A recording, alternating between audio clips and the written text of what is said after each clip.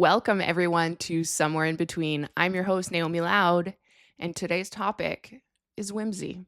Look, I'll be real with you. I did not prep for this episode at all because I didn't have time. I worked and then I'm here. I woke up. Actually, no, worked last night because, artists be having day jobs. Then my cats woke me up at 4. I stayed up till 6 watching soap crunching videos, ASMR, and now we're here. So, you're welcome.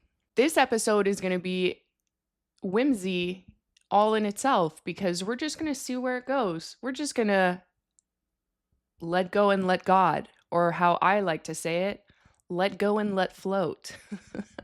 I don't know about you, but the word whimsy has been the word of the year for moi, for you, for all of us.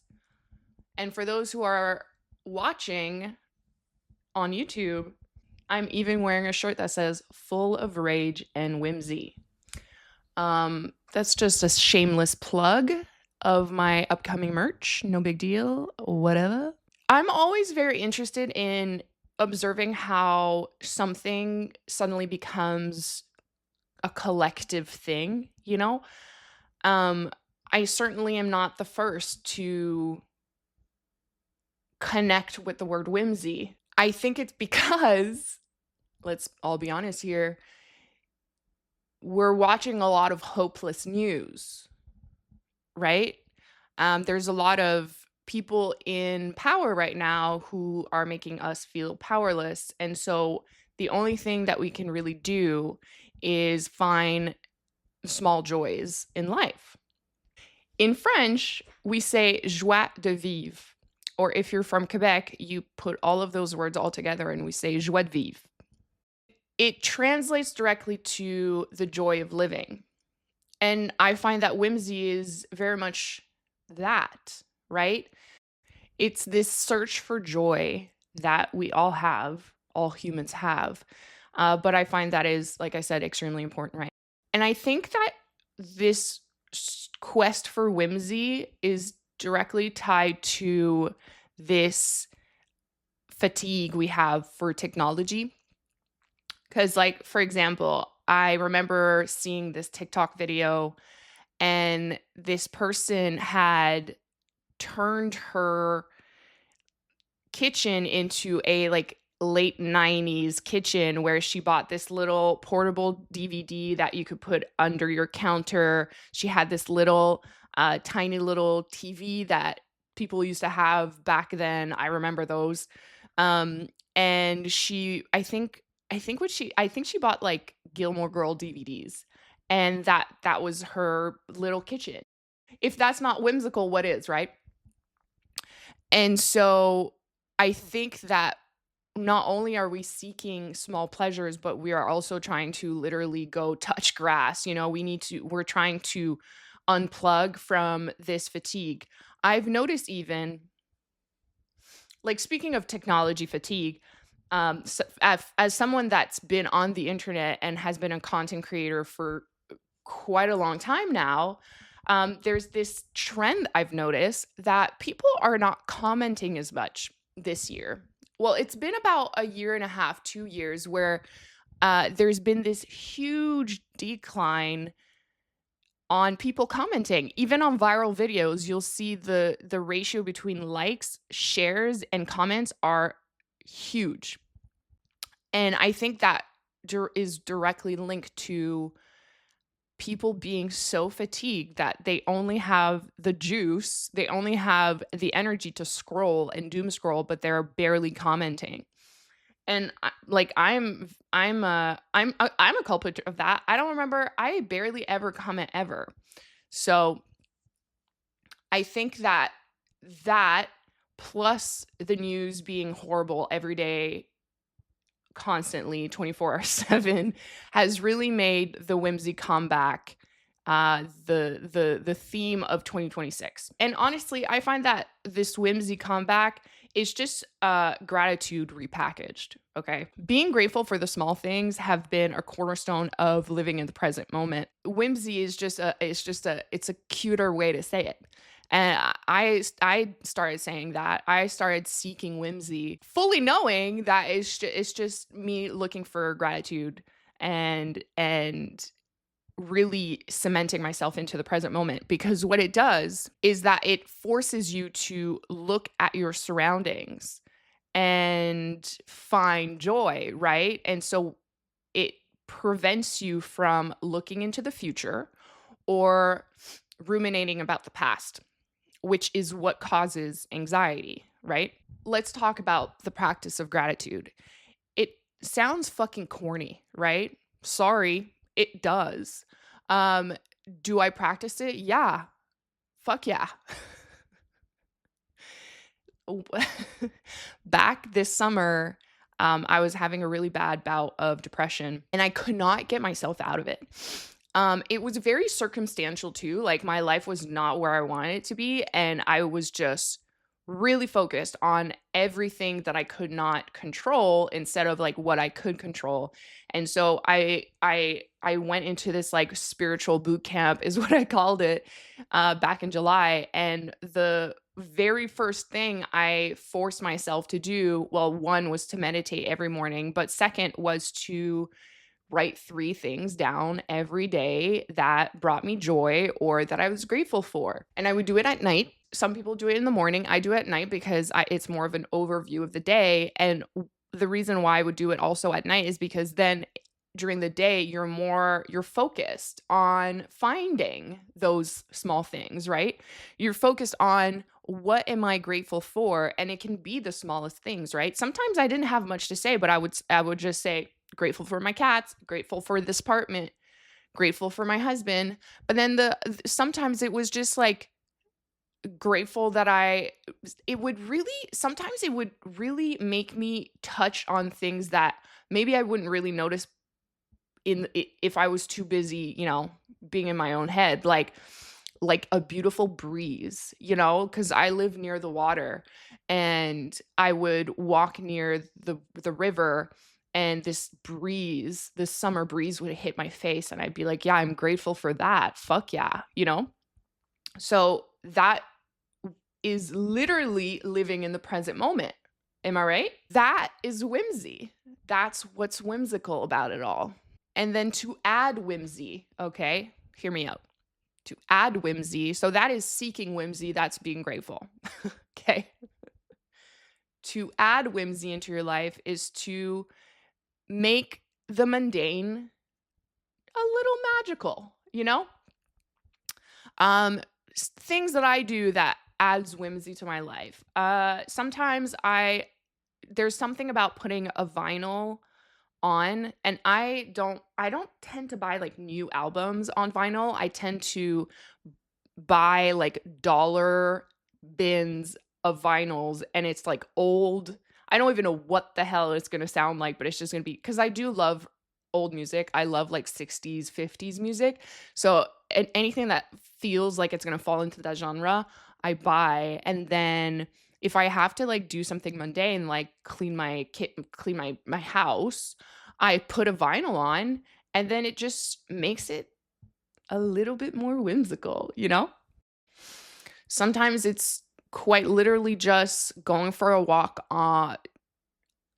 sunset walk and buying a tiny little ice cream cone at the corner store and enjoying that treat. You know what I mean? A little sweet treat, but really live in that moment of the sweet treat and the walk. So whimsy is living in the present moment. Because for most of us, and that's the thing, is for the most of us, we're very, very lucky that our present moment is actually not distraught. It's not horrible. You know what I mean? Most of us live in countries or in areas where we're relatively safe. Our day-to-day is normal. You know what I mean? And so, of course, let's all have fucking insane empathy for people that don't have that, but you cannot take away that it's a privilege to be able to enjoy the small things in life. And it's almost like our fucking duty as a human to enjoy those if we can't. You know what I mean? Or else then it's just wasted. Hello? You know? It's having an entire society being hopeless is exactly what they want. And so I've been, as an artist, I've just been fighting back with a lot of whimsy and a lot of hope. You know, the other day I drew a design, I drew an illustration, and it was literally just hope core or die. And what I meant by that, do I really have to explain? But what I meant by that is it's a metaphorical death, you know, hope core, or your soul is just dying, you know. And if we're not strong, like, and then you're not strong enough to fight back. That's the thing, is that hope gives you resilience, hope gives you strength, hope gives you what's needed to fight for a better world. And this is what we're here for, right? You know, or else what's the fucking point? But you know what I mean? It's like, if you're not going to want to see change, if you're not going to want to see positive change, then what's the point? And we all are responsible for that in the smallest of things. And if my job here right now is to inject hope, then so be it. I don't remember where I mentioned this, but I was speaking on what's my role. Oh, I think I was talking about this in my newsletter. I was talking about how here's another expression in French, veut pas, okay? Veut pas, which means even if you want it or not, it's a revolution. We're in a very revolutionary time, okay? If I'm going to get astrological, we're in we're under the same stars that the French Revolution happened, okay? Astrologers, we've been seeing this, we've been talking about this, we've been seeing it coming for years, and it's here now. And oh, shocking, the same shit is happening, just different font. We all need to find our role in the revolution. And it's not everyone's role to be the fearless leader. Not everyone is here to be this like heroic public figure of the revolution, okay? Some of us, we all have a special talent, and it's all going to be useful for this revolution. So for me, I'm an artist. So I'm going to continue making art. And also, I know one of my special talents is to have hope. I inspire hope. I've always done it, and that's just it's part of me being an artist, to be honest. So I'm going to focus on making art and keeping people's hopes up. Okay? So what's your job here? What's your talent? Like, I asked my sister the same thing, and she says her special talent is the kids. She's an amazing mother, amazing mentor. And so she's going to focus on the next generation, the generation that will ultimately be the ones most likely instilling the most important change here, right? So that's my little homework for you, is what's your talent? What's your role in the revolution? I would love to know, actually. If you want to tell me about it, I would love to collect some data, actually. So if you want to send me an email at somewhereinbetween@naomiloud.com. I know it's kind of a mouthful. It's too late. It's too late for me to change it. I would love to hear what's your special talent and what's your role in the revolution. If you're enjoying this podcast, you might enjoy some of my other creations. I am an author of 8 books. You can find them on Amazon or on my website, naomiloud.com. I'm also a poet, and I have a poetry club every month where I send you a snail mail with a letter from yours truly, a poem, and a print that's related to the poem. So if that's whimsy enough for you, you can subscribe on my website at naomiloud.com. Also, if you are enjoying this podcast, please like, share, review, tell a friend, tell a stranger, tell the world. To close out this episode, I was actually called to pull a card for us because I am a tarot reader and I love doing collective readings. So it's really like, what's the energy for us in the moment, especially right now that I'm recording. We are under an Aries stellium. What does a stellium mean? It means 3 or more planets in the same sign. We currently have 6 planets. By this weekend, when it's going to be the new moon, there's going to be 6 planets in Aries. That's very rare. Doesn't happen all the time. I would love for us to sort of just take a moment and reflect. But the beauty of tarot is that you can whenever you're listening to this, even if it's not right now, if it's not this weekend, it's a month from now, a year from now, this message is for you whenever you're hearing it. That's the beauty of tarot. Let me pull a card for us and I'll be right back. Bruh. I cannot make this up, okay? So the way that I pull cards is that I let the cards fly out. And 3 cards flew out of the deck, okay? But what's really interesting is that it's literally it's really what we were talking about. It's literally the essence of this video. So let's start with the first card. I pulled the 5 of Cups, okay? So the 5 of Cups is always about focusing on what cannot change instead of focusing on what you do have. So focusing on what you don't have instead of focusing on what you do have. It's also, if you're watching this, there's 3 cups that are fallen. So it's like spilled water, let's say, but there's 2 full cups behind the person.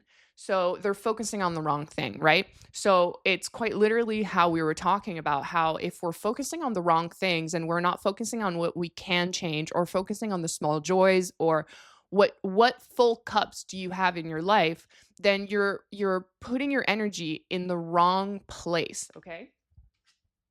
Then I pulled the Star, okay? Which, yet again, for those who are watching this is the same star I have tattooed on my neck. This is about hope. This card is literally about hope.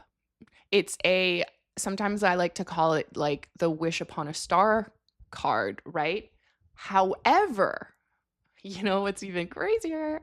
However, this card is also associated to the sign of Aquarius. And the sign of Aquarius, ladies and gents, and theys and dems, is revolution. It's the revolutionary, okay? So Aquarius knows exactly what to do in this revolution because they've always been apart. They've always been distant from society. They're always the odd one out that sort of observes society from outside of it.